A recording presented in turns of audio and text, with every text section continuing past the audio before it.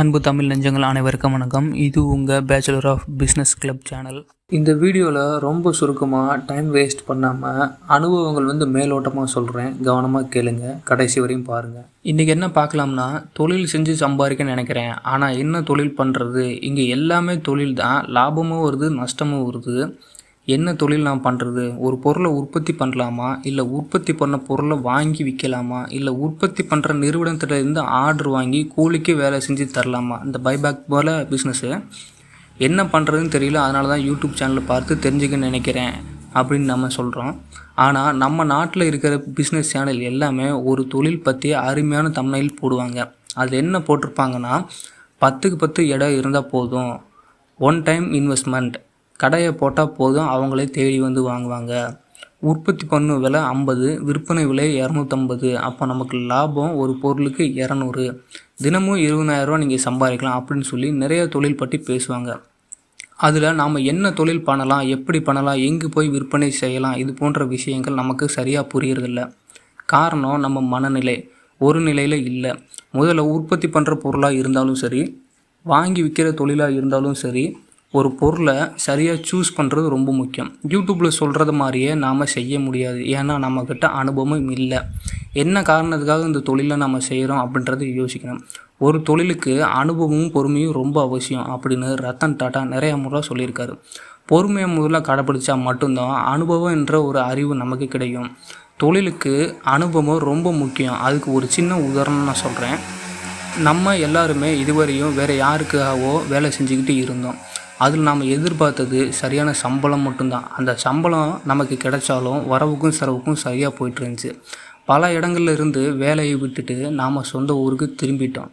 இளைஞர்களுக்கு அடுத்த கட்டமாக உள்ள நம்ம அண்ணன்மார்கள்ட்டும் இவங்க எல்லாத்தையுமே இப்போ நான் வீட்டில் இருந்துக்கிட்டு சில யோசனைகளை நீங்கள் கேட்கும்படி நான் செய்கிறேன். அதை நீங்கள் கண்டிப்பாக செய்யுங்க. உங்களோட யோசனை இதுவாக இருக்கட்டும். ஒரு பொருளை சூஸ் பண்ணியாச்சு, உடனே அந்த தொழிலை நீங்கள் கடனை வாங்கி செய்ய தொடங்காதீங்க. அந்த தொழில் செய்கிற இடத்துல வேலைக்கு போங்க. அதே மாதிரி நீங்கள் உற்பத்தி பண்ணுற பார்த்தீங்களா, அந்த உற்பத்தி பண்ணுறோன்னு நினைக்கிற தொழில் ஆல்ரெடி நடந்துகிட்ருக்கோம். அந்த இடத்துக்கு போங்க, தொழில் நல்லா கற்றுக்கிட்டு அங்கேருந்து வந்துடுங்க. நீங்கள் சரியாக கற்றுக்கிற ஆர்வத்தில் இருந்தால் 2 வருஷமே அதிகம்தான். அந்த இடத்துல அந்த தொழில் பற்றி நமக்கு நல்லாவே தெரிய வந்திருக்கும். ஒரு சின்ன விஷயமும் நமக்கு நல்லாவே புரிஞ்சிருக்கும். ஒரு சிறந்த அனுபவம் நமக்கு கிடச்சிருக்கும். அந்த அனுபவத்தை பெற்றுட்டு அடுத்து நீங்கள் சுயமாக தொழில் செய்யலாம் அப்படின்ற மனநிலைக்கு நீங்கள் வாங்க. முதல்ல தொழில் பண்ணுற இடத்த நாம் தேர்ந்தெடுக்கணும். நம்ம இடத்துல இருந்து கொண்டு போய் அந்த பொருளை சேர்க்க முடியுமா, இல்லை வெளியே ஒரு இடத்துல இருந்து அந்த பொருளை உற்பத்தி பண்ணி வாடகை செலவை சரி செய்ய முடியுமா அப்படின்றத நீங்கள் பார்க்க ஆரம்பிச்சிருவீங்க. அடுத்து உங்களுக்கு என்ன அனுபவம் கிடச்சிருக்குன்னா, இந்த தொழில் பண்ணுறதுக்கான கட்டிடம் எப்படி அமைக்கணும் அப்படின்னு யோசிச்சுப்பீங்க. இந்த இடத்துல மிஷின் வச்சுக்கலாம், இந்த இடத்துல ரா மெட்டீரியல் வச்சுக்கலாம், இந்த இடத்துல உற்பத்தி பண்ண பொருளை சேமித்து வச்சுக்கலாம் அப்படின்னு கட்டடம் பற்றி நல்லாவே யோசிக்க ஆரம்பிச்சிருப்பீங்க.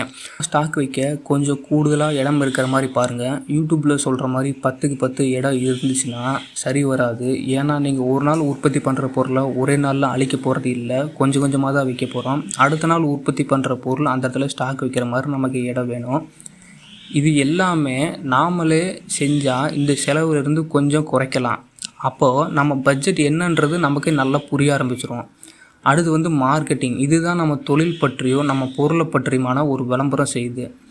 இதில் தான் உங்கள் ஸ்மார்ட் ஒர்க்கையும் ஹார்ட் ஒர்க்கையும் நீங்கள் காமிக்கணும். உங்கள் ஹார்ட் ஒர்க் அப்படின்றது ஸ்மார்ட் ஒர்க்கை விட அதிகமாக இருந்தால் தான் அது ஸ்மார்ட் ஒர்க்காக ஆகும். ஏன் அப்படின்னு நான் சொல்கிறேன்னா, ஹார்ட் ஒர்க் நீங்கள் நேரடியாகவே போய் ஒரு பொருளை பற்றி சொல்லி எல்லாமே செஞ்சு நீங்கள் அந்த பொருளை விற்கிறீங்க. ஆனால் ஸ்மார்ட் ஒர்க் அப்படின்றது அவங்களே தேடி வாங்குற ரேஞ்சுக்கு நீங்கள் இறங்கி வேலையை செஞ்சுருப்பீங்க.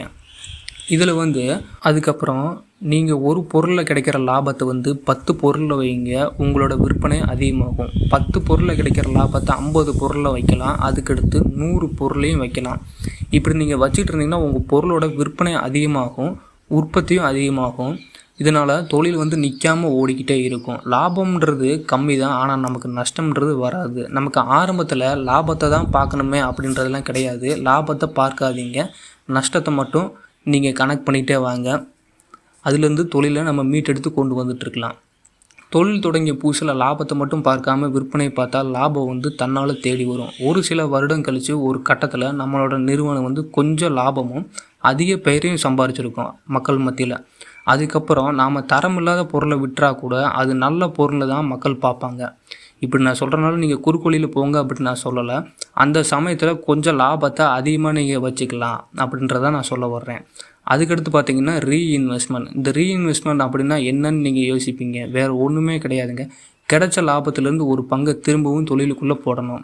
போட்ட தொழில் 1 2 ஆகும். 2ஆனது கிளைகளாக அமைச்சு நம்ம தொழில் வாழ்நாள் முழுவதும் வருமானம் தர்ற மாதிரியே நமக்கு அடுத்து நம்ம பசங்கக்கிட்ட நம்ம பேர பிள்ளைகிட்ட அந்த தொழிலை கட்டமைச்சு அவங்ககிட்ட கொண்டு போய் கொடுக்க முடியும்.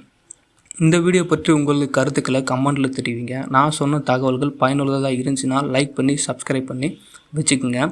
அடுத்த வீடியோவில் ஒரு நல்ல பைபேக் பிஸ்னஸ் பற்றி சொல்கிறேன். இதில் என்ன ஏமாத்துறாங்க அப்படின்றத பற்றி நான் சொல்கிறேன். நீங்கள் கமெண்ட்டில் எதை பற்றி வேணாலும் கேட்கலாம். நான் எல்லாத்தையும் சொல்கிறதுக்கு தயாராக இருக்கிறேன். உங்களுக்கு என்ன பிஸ்னஸ் செய்யலாம், இல்லை பைபேக் பிஸ்னஸ் செய்கிறீங்களா, இல்லை சொந்தமாக உற்பத்தி பண்ணுறீங்களா, அதுவும் இல்லாமல் பொருட்களை வாங்கி விற்கிறீங்களா அப்படின்றத சூஸ் பண்ணிக்க. இந்த 3 தான் தொழிலில் இருக்குது. அந்த இது மட்டும் மறந்துடாதீங்க. நன்றி, வணக்கம்.